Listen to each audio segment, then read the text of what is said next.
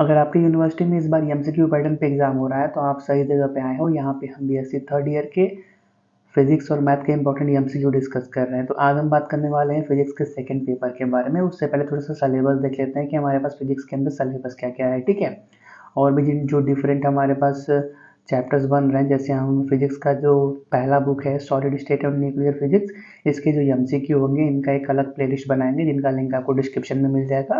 और अगर डिस्क्रिप्शन में नहीं भी मिलता है तो आप चैनल पेज पे जाइएगा, आपको दिख जाएगा, ठीक है। हम बात करते हैं अपने सेकंड पेपर के सिलेबस के बारे में। जो आपका पेपर वन है उसका सिलेबस ये रहा। जब हम पेपर वन डिस्कस करेंगे उस टाइम इसके बारे में बात करेंगे, लेकिन फिलहाल बात करते हैं पेपर टू के बारे में, जिसका नाम क्या है, एक second, analog and digital principle and application है, ठीक है। इसके अंदर आपको टोटल 8 यूनिट पढ़ने हैं, ठीक है। एक 4 यूनिट एनालॉग के अंदर पढ़ना है, 4 unit digital principle and application के अंदर पढ़ना है, ठीक है। तो देखो यार, जो पहला यूनिट है सेमीकंडक्टर जंक्शन है, फिर सेमीकंडक्टर ट्रांजिस्टर मॉडलिंग मिलेगा, फील्ड इफेक्ट ट्रांजिस्टर मिलेगा, अदर डिवाइसेस मिलेगा, ठीक है। नेक्स्ट आपको मिलेगा number system, binary arithmetic, logic gates और कॉम्बिनेशनल एंड सिक्वेंशियल सर्किट, ठीक है। तो ये टोटल 8 यूनिट है हमारे पास। हम बारी बारी से एक एक चैप्टर के इंपॉर्टेंट एमसीक्यू डिस्कस करेंगे, ठीक है।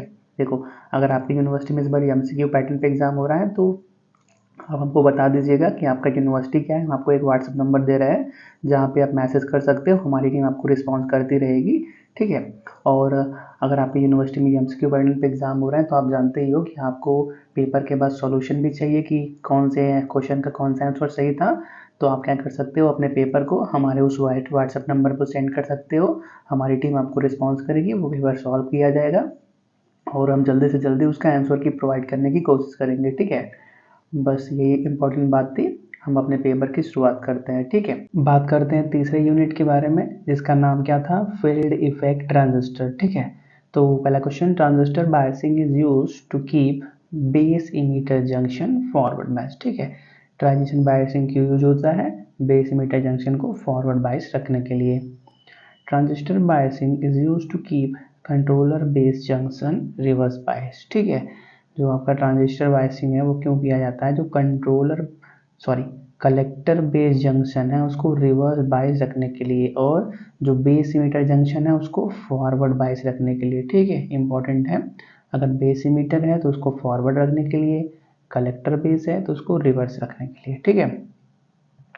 The collector current IC depend on temperature, beta मतलब base current amplification factor, ICO तीनों पर डिपेंड करता है करंट, कलेक्टर करंट। तो चौथा ऑप्शन से हो जाएगा हमारे पास all of this. Next, VBE fall at the rate of 2.5 millivolt per degree Celsius for silicon germanium दोनों के लिए, ठीक है।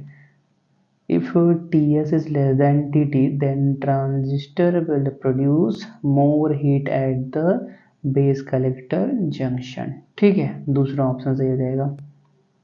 यूनिट ऑफ थर्मल रेजिस्टेंस, तो थर्मल रेजिस्टेंस का यूनिट क्या है, degree Celsius per watt, degree Celsius per watt. In transistor thermal resistance is due to radiation, conduction, thermal resistance of heat sinks, तीनों की वजह से क्या ट्रांजिस्टर के अंदर थर्मल रेडिएशन रेजिस्टेंस होता है। तो चौथा ऑप्शन से हो जाएगा हमारे पास ऑल ऑफ दिस, ठीक है। Voltage gain of two stage RC compiled amplifier is 150. If voltage gain of the first stage is 15, the voltage gain of second stage is 105, ठीक है। The feedback amplifier will work as an oscillator when loop gain A beta equal to 1 and feedback is positive, ठीक है। पहला option सही है। The positive feedback in an amplifier increase the gain, ठीक है, क्या कर देता है, गेन को बढ़ा देता है। when the phase of the feedback signal is out of phase with that of input, then it is called negative feedback, उसको क्या बोलते हैं, नेगेटिव फीडबैक बोलते हैं।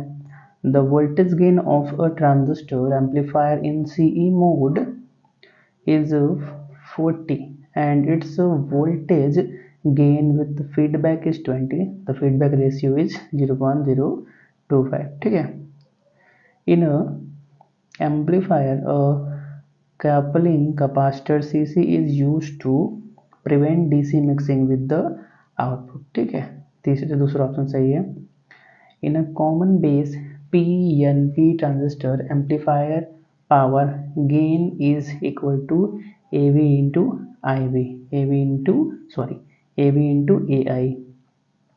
A transformer coupled amplifier would give impedance matching, क्या देता है? impedance matching, ठीक है। in CE amplifier an emitter resistor RE is used to stabilization, ठीक है। The voltage gain of an amplifier is 100 when negative feedback with a beta equal to 0.04 is introduced. Its gain will be 20. इसका gain कितना होगा? 20 का होगा, ठीक है।